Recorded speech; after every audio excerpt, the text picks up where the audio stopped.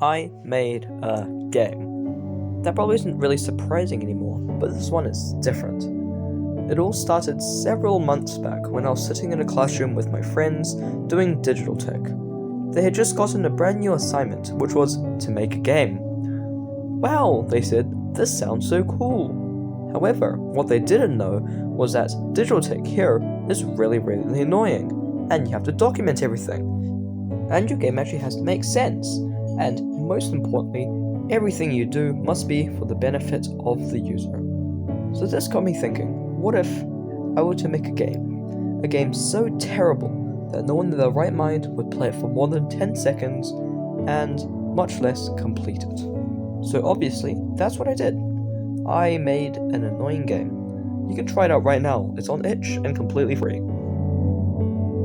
Please note that the following section will contain several spoilers about the game, so if you want to try out the game and all of its annoyance, go right now. With that out of the way, let's all get started. What is a generic game type that everyone has played and is probably fed up of playing?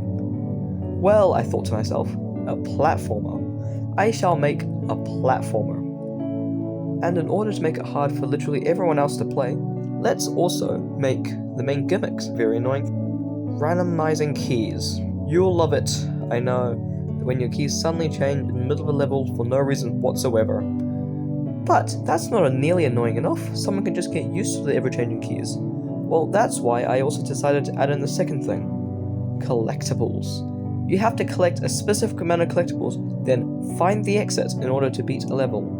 This is still too simple. Many games do this already. I needed to come up with something else. Then I thought to myself, what if I added multiple collectibles? So I added 3 different collectibles, although it's really only 2. I'll explain more in a minute. But the collectible types are square, curved square, and octagon. Only one of these is required to beat a level, and you need to collect all the collectibles of that type in order to finish the level. However, when you collect the wrong collectibles and then try to finish the level, you die. Which also coincidentally brings you back to the very first level, because more annoyance, yay!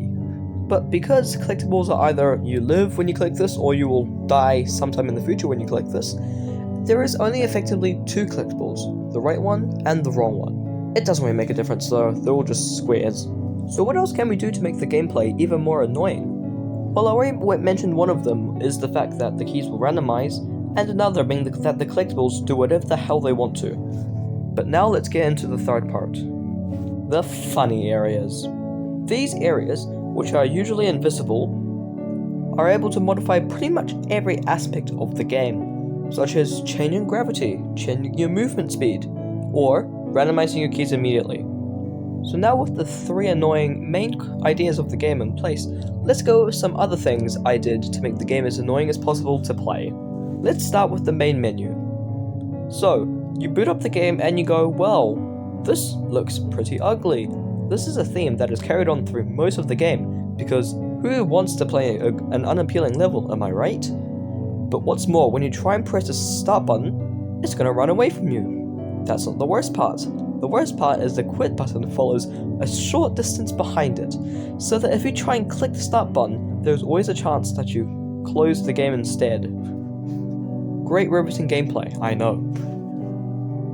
Following on with this idea of pure ugliness, most of the levels, actually all of the levels, are just squares, with the occasional rounded square and octagon thrown in for good measure. And of course there's gotta be like a winning thing, right? Like, after all, the main point of every game is to win. Well, after you beat the last level, no spoilers by the way, you just get brought right back to the title screen. Wow. But there is actually a finish screen. You've just got to beat the entire game 3 times in a row. And remember, that quit button that follows the play button, if you press that, all your progress just gets absolutely wiped, because guess who accidentally forgot to implement a save feature? But obviously, the player then expects some reward for beating the game. Like, come on, don't you love getting that good dose of dopamine when you do something great? Well, this is the winning screen. And of course, when you click on the OK button, yeah, the game just crashes itself. Oh well, that'll be fine. People have fun playing this game, right? Now, in order to make this game not too hard, which I know goes against the entire purpose of the game, but like, come on, did you seriously think I'll play through this? And this? Like several hundred times in a row, trying to debug the game? Of course not. So I added what are effectively cheat codes.